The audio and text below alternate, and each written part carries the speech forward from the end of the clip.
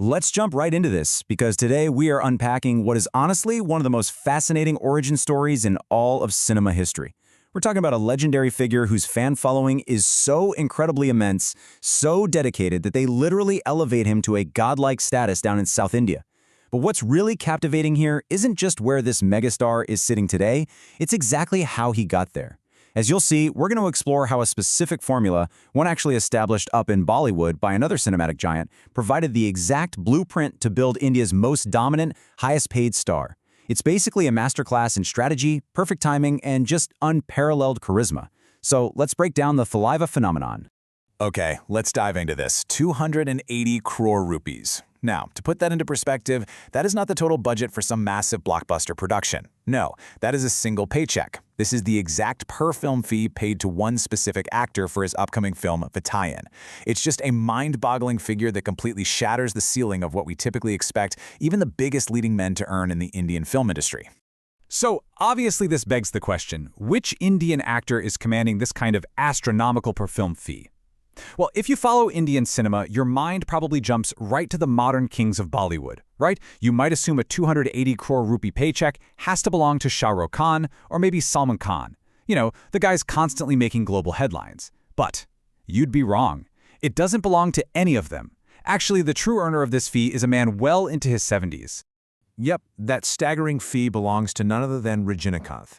His modern-day dominance is, frankly, just unmatched. We're talking about a guy with a massive net worth of 500 crore rupees, and he routinely charges well over 200 crore per film. That's something even Bollywood giants like SRK and Salman Khan just don't do very often. But honestly, beyond the finances, it's his cultural impact. In the Tamil film industry, the man is no less than a god. His fans literally live for him, just waiting for his next big screen appearance, creating this unmatched fan following that totally leaves his peers in the dust. Section 1. The Bollywood Benchmark. Enter the angry young man.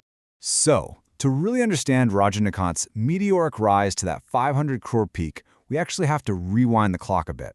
We're going back to 1970s Bollywood. This was the dawn of a totally new era, bringing in a new kind of hero that would set the benchmark for all of Indian cinema. The industry was just taken by storm by the archetype of the angry young man. And the undeniable face of this era? Amitabh Bachchan, famously known as Big B. Now, he'd been acting since 1969, but 1973 was the real turning point. The release of Zanjeer was his first major success as a lead. And from the early 70s right through to the mid-80s, Amitabh Bachchan was virtually untouchable. With massive hits like Zanjeer, Diwar, and Trishul, Big B absolutely cemented himself as the ultimate leading man in Indian cinema. Now, what's really interesting about this slide is the incredible contrast in the late 1970s cinema landscape. On one side, over in Bollywood, Amitabh Bachchan reigns absolutely supreme as this heroic leading man. But down in Kollywood, the Tamil film industry, you have Rajinikanth. And here is the crazy part. Before he became the hero we all know today, Rajinikanth was famous primarily for playing the villain. He was getting a lot of praise for his negative characters, but he was really struggling to break out and get recognized in a positive lead role. He desperately needed the right vehicle to make that transition from the bad guy to the hero. Section 2. The Villain's Pivot, a 1980 breakthrough. Well, that highly anticipated vehicle for change finally arrived, right at the dawn of a new decade, and it completely altered Rajinikanth's career trajectory forever. The year was 1980. The film was Billa. Now, Billa was actually a direct remake of Amitabh Bachchan's massive Hindi hit, Dawn. But why was this specific movie the absolute perfect fit for Rajinikanth? Because the script called for a double role, and crucially, one of those characters was a negative one.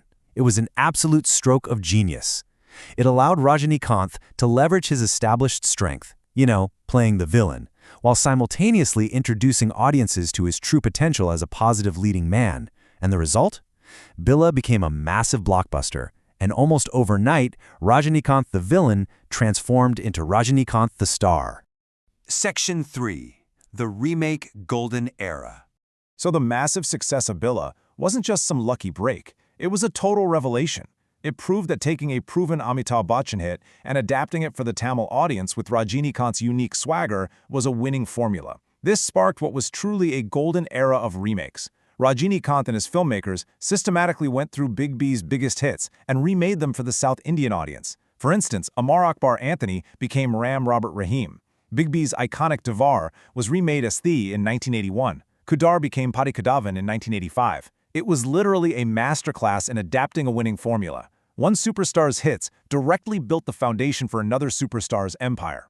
Let's move to and see how this builds, because this wasn't just a couple of films.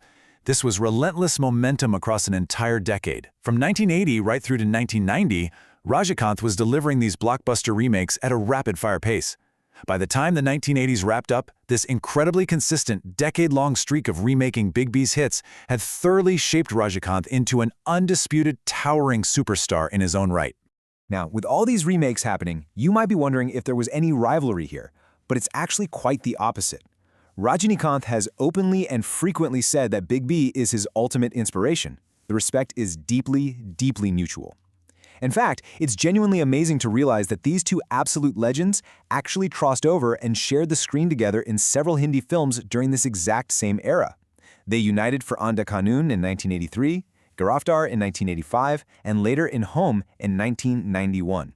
It is just an incredible piece of cinematic history to see the architect of the angry young man acting right alongside the guy who used that exact blueprint to conquer the South. Section 4. Becoming the Ultimate Thaleva. So, bringing our narrative arc full circle back to the present day, we can really see the ultimate legacy this decade-long strategy built. And this brilliantly illustrates a massive statement from our source text: nobody has dominated an industry like he has. Think about it. Even with the incredible global fame of Shah Rukh Khan, Salman Khan, or his own idol Big B, whose fan following our source notes actually doesn't quite come close to Rajinikanth's godlike status in the South, literally no one else can claim this level of singular, absolute industry dominance. I mean, he's in his 70s, he has no equal, and he is showing absolutely zero signs of slowing down anytime soon. Which brings us to his defining moniker, Thaleva, the leader, the boss.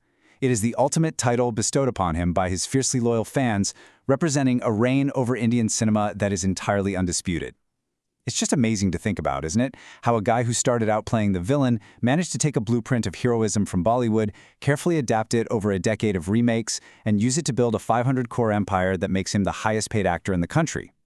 It really leaves you wondering, in an industry that is constantly shifting and changing today, will we ever see another star successfully copy the Thaleva blueprint, or is Rajinikanth truly the last of his kind? Thanks for joining me on this explainer. Keep exploring.